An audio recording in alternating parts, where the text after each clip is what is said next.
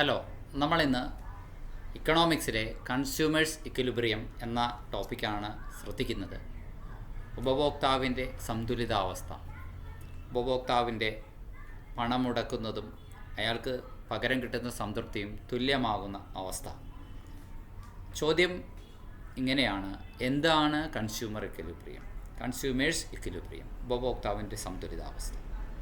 The consumer reaches equilibrium when he maximizes satisfaction by choosing the best bundle of goods. ആപ്പിളും ഓറഞ്ചും അവിടെ മാർക്കറ്റിൽ ഉണ്ടായിരിക്കെ അദ്ദേഹത്തിൻ്റെ കയ്യിലുള്ള പണം ഉപയോഗിച്ച ആപ്പിളും ഓറഞ്ചും അദ്ദേഹത്തിന് വാങ്ങണമെന്നിരിക്കെ അഥവാ വാങ്ങാമെന്നിരിക്കെ അദ്ദേഹത്തിന് ഏറ്റവും നല്ല സംതൃപ്തി ലഭിക്കുന്ന ഒരു കോമ്പിനേഷനിൽ ആപ്പിളും ഓറഞ്ചും വാങ്ങിക്കുന്നു. ചിലപ്പോൾ മുഴുവൻ പണവും ആപ്പിളിന് വേണ്ടി ചിലവാക്കുന്നതായിരിക്കും ചിലർക്ക് സംതൃപ്തി. വേറെ ചിലർക്ക് മുഴുവൻ പണവും ഓറഞ്ചിന് വേണ്ടി ചിലവാക്കുന്നതായിരിക്കും സംതൃപ്തി. എന്തായാലും പരമാവധി സംതൃപ്തി ലഭിക്കുന്ന രീതിയിലുള്ള ഒരു കോമ്പിനേഷൻ ബണ്ടിൽ ഓഫ് ഗുഡ്സ് ആണ് ആ ഉപഭോക്താവ് തിരഞ്ഞെടുക്കുക. അപ്പോൾ ആപ്പിളിനെ നമുക്ക് ഗുഡ് വൈ എന്നും ഓറഞ്ചിനെ നമുക്ക് ഗുഡ് എക്സ് എന്നും വിളിക്കാം. ഗുഡ് എക്സ് നമ്മൾ എക്സ് അക്ഷത്തിൽ ഗ്രാഫിൽ മാർക്ക് ചെയ്യുന്നു. അതേസമയം ഗുഡ് വൈ, അതായത് ആപ്പിൾ, നമ്മൾ വൈ ആക്സിസിൽ മാർക്ക് ചെയ്യുന്നു. ഗ്രാഫിൽ എക്സ് ആക്സിസും വൈ ആക്സിസും ഉണ്ടല്ലോ. അവിടെ ബജറ്റ് ലൈൻ നമ്മൾ ബജറ്റ് ലൈനിനോട് ഒട്ടിച്ചേർന്ന് പോകുന്ന ഒരു സ്പർശരേഖയായിട്ടാണ്, ടാൻജൻ്റ് ലൈനായിട്ടാണ് ഇൻഡിഫറൻസ് കർവ് പ്രവർത്തിക്കുക. ഇൻഡിഫറൻസ് കർവുകൾ എന്താണ് എന്നൊക്കെ നമുക്കറിയാം. ഉപഭോക്താവിന് പരമാവധി സംതൃപ്തി നൽകുന്ന ആ വിവിധ ബിന്ദുക്കളെ നമുക്ക് ഒരു വക്രമായി അവതരിപ്പിക്കാം. അതാണ് ഇൻഡിഫറൻസ് കർവ്. കാരണം ഈ ബിന്ദുക്കളിൽ അദ്ദേഹത്തിൻ്റെ വരുമാനത്തിൽ നിന്നുകൊണ്ട് ഈ ബിന്ദുക്കളിൽ ഏത് ആയാലും അദ്ദേഹത്തിന് ഒരേ സംതൃപ്തി നൽകുന്ന വിവിധ കോമ്പിനേഷനുകളെ നമുക്ക് മാർക്ക് ചെയ്യാൻ സാധിക്കും. ഇത് ഇൻഡിഫറൻസ് കർവ് 1 ആണ്, ഏറ്റവും താഴെ കാണുന്നത്. അതിൻ്റെ മുകളിൽ ഇൻഡിഫറൻസ് കർവ് 2 ആണ്, അതിൻ്റെ മുകളിൽ ഇൻഡിഫറൻസ് കർവ് 3 ആണ്. അപ്പം 3 വ്യത്യസ്ത ഇൻഡിഫറൻസ് കർവുകളുണ്ട്. ഒന്നാമത്തെ ഇൻഡിഫറൻസ് കർവ് അദ്ദേഹത്തിന് ഈ ബജറ്റ് ലൈനിലായിരിക്കുമ്പോൾ, വരുമാനം കുറഞ്ഞിരിക്കുമ്പോൾ അദ്ദേഹത്തിന് ഈ രീതിയിലാണ് സംതൃപ്തി പരമാവധിയാക്കാൻ കഴിയുക. ഇവിടെ ഒരു പോയിൻ്റ് ഉണ്ട്, ഇക്വിലിബ്രിയം പോയിൻ്റ് അവിടെ. എന്നാൽ രണ്ടാമത്തെ ഇൻഡിഫറൻസ് കർവിലേക്ക് പോകണമെങ്കിൽ അദ്ദേഹത്തിൻ്റെ വരുമാനം കുറേ കൂടി ഉയരണം, ഇത്രയൊക്കെ ഉയരണം, അദ്ദേഹത്തിൻ്റെ ബജറ്റ് ലൈൻ കുറച്ചും കൂടെ മുകളിലാവണം.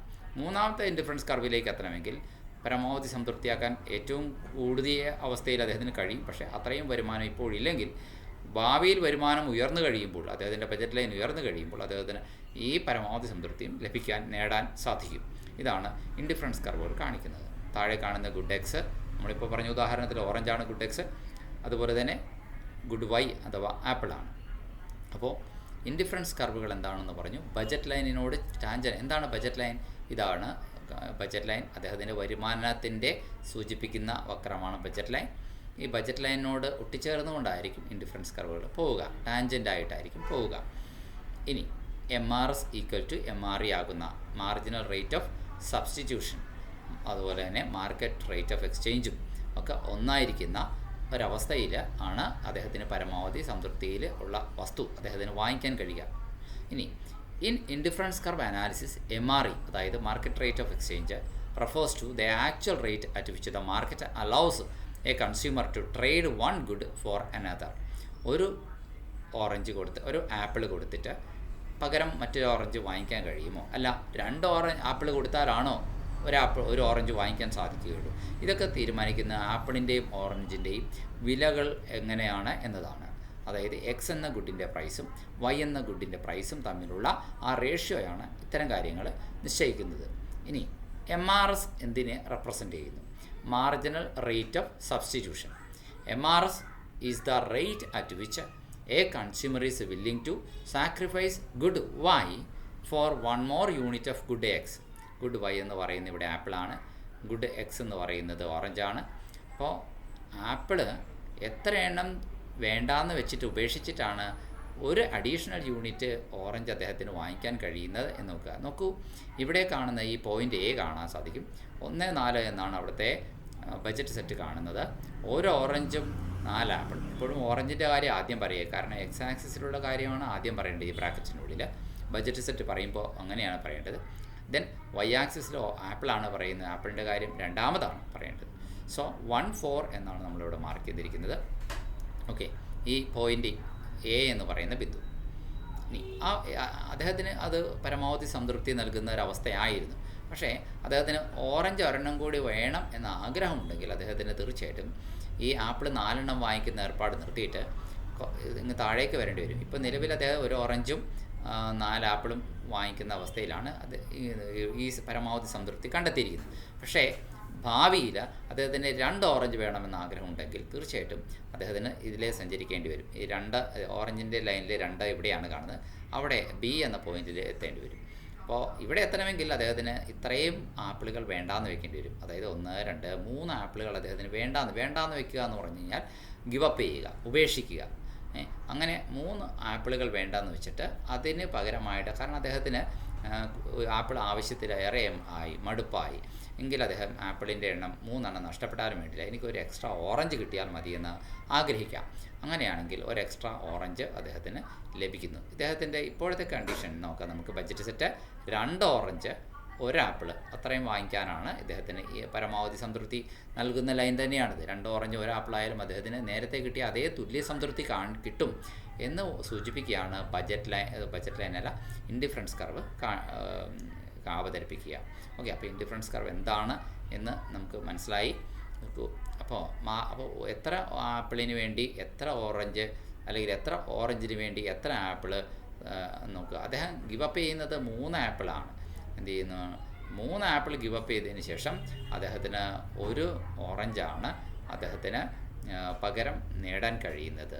അപ്പോൾ 3/1 അതാണ് അദ്ദേഹത്തിൻ്റെ ഇപ്പോഴത്തെ നേട്ടം എന്ന് പറയുന്നത്. പിന്നെ എപ്പോഴും നോക്കുക, ഡെൽറ്റ വൈ എന്നാണ് എപ്പോഴുണ്ടായ മാറ്റത്തെ സൂചിപ്പിക്കുന്ന ഈ ത്രികോണാകൃതിയിലുള്ള ഈ ചിഹ്നത്തെ നമ്മൾ ഡെൽറ്റ എന്നാണ് പറയുന്നത്. വൈ ആക്സിസിൽ സംഭവിച്ച മാറ്റം എന്ന് പറയുന്നത് കണ്ടോ, വൈ ആക്സിസ്, അതായത് ആപ്പിളിൻ്റെ എണ്ണത്തിൽ അദ്ദേഹത്തിന് വരുത്തിയ മാറ്റം എന്ന് പറയുന്നത് എത്രയാണ്, -3 ആണ്. അപ്പോൾ ചോദിക്കുക എന്തിനാണ് ഈ നെഗറ്റീവ് സൈൻ ഇവിടെ? നോക്കൂ, ഈ ഇൻവേഴ്സ് റിലേഷൻഷിപ്പാണ്. അതായത് രണ്ടും ഒരേ സമയം വർദ്ധിപ്പിക്കാൻ കഴിയുന്നില്ല. അദ്ദേഹത്തിന് ഗുഡ് എക്സിൻ്റെ എണ്ണം വർദ്ധിപ്പിക്കണമെങ്കിൽ ഗുഡ് വൈയുടെ എണ്ണം നഷ്ടപ്പെടുത്തണം അഥവാ കുറയ്ക്കണം. അപ്പോൾ രണ്ടും വ്യത്യസ്ത, ഒന്ന് വർദ്ധിപ്പിക്കുമ്പോൾ മറ്റൊന്ന് കുറയുകയാണെങ്കിൽ ആ ബന്ധത്തെ ഇൻവേഴ്സ് ബന്ധം എന്ന് പറയുന്നത്. എല്ലാ ഇൻവേഴ്സ് റിലേഷൻസും നെഗറ്റീവായിട്ടാണ് നമുക്ക് അടയാളപ്പെടുത്താൻ കഴിയുക. അതുകൊണ്ടാണ് ഇത് സ്ലോപ്പ് താഴോട്ട് വരുന്നതിൻ്റെ കാര്യം. ഓക്കെ, നെഗറ്റീവ് സ്ലോപ്പ് കാണിക്കുന്നതിൻ്റെ കാര്യം, ഇൻഡിഫറൻസ് കർവ് നെഗറ്റീവ് സ്ലോപ്പ് കാണിക്കുന്നതിൻ്റെ റീസൺ അതാണ്. അപ്പോൾ ഡെൽറ്റ വൈ എന്ന് പറഞ്ഞാൽ ആപ്പിളിൻ്റെ കാര്യത്തിലുണ്ടായ മാറ്റം. ഈ ഡെൽറ്റ എന്ന് പറഞ്ഞാൽ തൽക്കാലം ഉണ്ടായ മാറ്റം എന്നാണ്, ആ ചെറിയ മാറ്റം. ആപ്പിളിൻ്റെ കാര്യത്തിൽ 3 നെഗറ്റീവ് അഥവാ കുറയുകയാണ് ചെയ്തതെന്ന അർത്ഥത്തിലാണ് ഡെൽറ്റ വൈ = -3 എന്ന് കാണിച്ചിരിക്കുന്നത്. അതാണ് ഇവിടെ വന്നിരിക്കുന്ന. അപ്പോൾ മാറ്റം എവിടെ നിന്ന് എങ്ങോട്ടാണ്? എ എന്ന പോയിന്റിൽ നിന്നും ബി എന്ന പോയിന്റിലേക്കാണ് ഇൻഡിഫറൻസ് കർവിൽ ഇവിടെയുള്ള സഞ്ചാരം ഉണ്ടായിരിക്കുന്നത് എന്നർത്ഥം.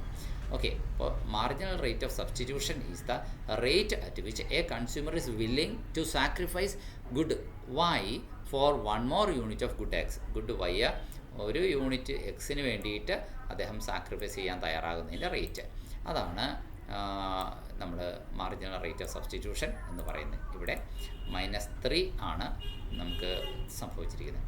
What is MRS greater and MRE than MRE എന്നതുകൊണ്ട് ഉദ്ദേശിക്കുന്നത്? Marginal rate of substitution market rate of എക്സ്ചേഞ്ചിനേക്കാൾ ഉയർന്നു നിൽക്കുന്നു എന്ന് പറഞ്ഞാൽ എന്താണ് അർത്ഥം?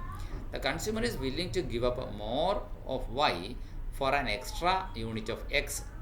അതായത് വൈ, ഇപ്പം നമ്മൾ പറഞ്ഞ എക്സാമ്പിൾ അങ്ങനെ തന്നെ ആണ്. ആപ്പിള് വൈ ആക്സിസിൽ കാണിച്ചിരിക്കുന്ന ആപ്പിള് കൂടുതൽ നഷ്ടപ്പെടുത്താൻ ഗിവപ്പ് ചെയ്യാനായിട്ട് തയ്യാറാകുന്നു. ഗിവപ്പ് ചെയ്യുക എന്ന് പറഞ്ഞു കഴിഞ്ഞാൽ നഷ്ടപ്പെടുത്തുക. കൂടുതൽ എണ്ണം ആപ്പിൾ നഷ്ടപ്പെടുത്താൻ അദ്ദേഹം തയ്യാറാകുന്നു. എന്തിനു വേണ്ടിയിട്ട്?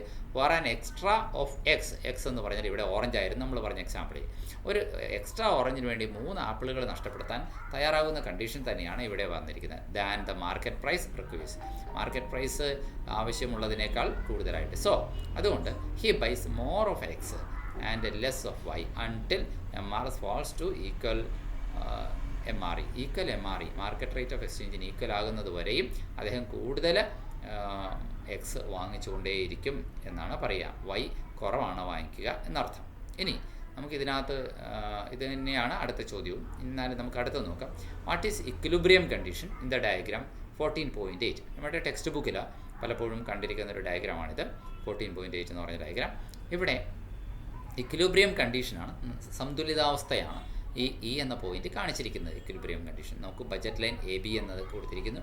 ബജറ്റ് ലൈനിനെ ടാൻജൻ്റായിട്ട് അഥവാ സ്പർശരേഖയായിട്ട് ഇൻഡിഫറൻസ് കർവ് അഥവാ നിസ്സംഗതാവക്രം കടന്നു പോകുന്നു. IC2 ആണ് അതിന് തൊട്ടില്ല എന്ന മട്ടിൽ ഒരു ബിന്ദുവിൽ മാത്രം എന്ന ബിന്ദുവിൽ ഇക്വിലിബ്രിയം പോയിന്റിൽ മാത്രം ടച്ച് ചെയ്തുകൊണ്ട് കടന്നു പോകുന്നത്.